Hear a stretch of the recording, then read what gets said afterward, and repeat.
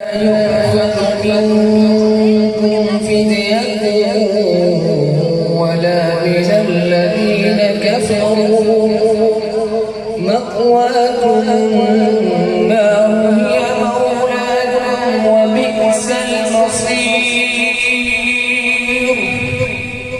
ألم يأن للذين آمنوا أن تخشع قلوبهم ذكر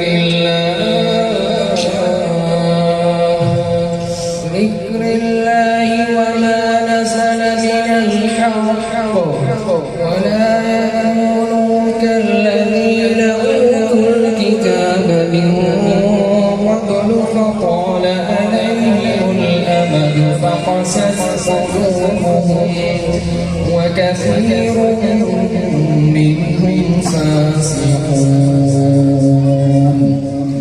اعلموا أن الله يحيي الأرض بعد موتها قد بينا لكم الآيات لعلكم تعقلون.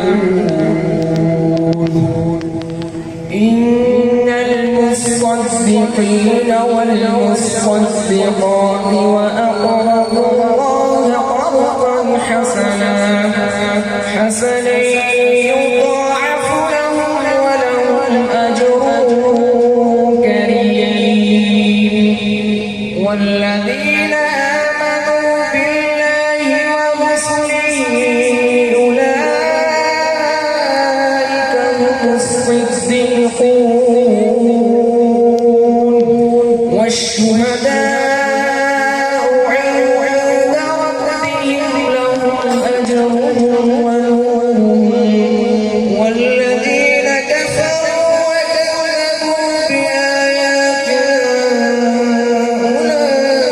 أولئك أصحاب الجحيم. اعلموا أنما الحياة الدنيا لعب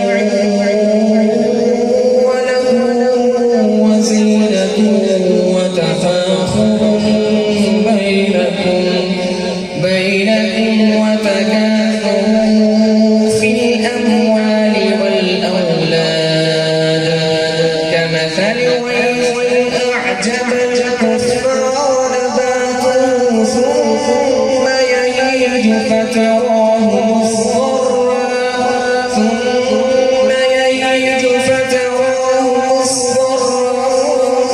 ثم يكون حطاما وفي الآخرة عذاب شديد ومغفرة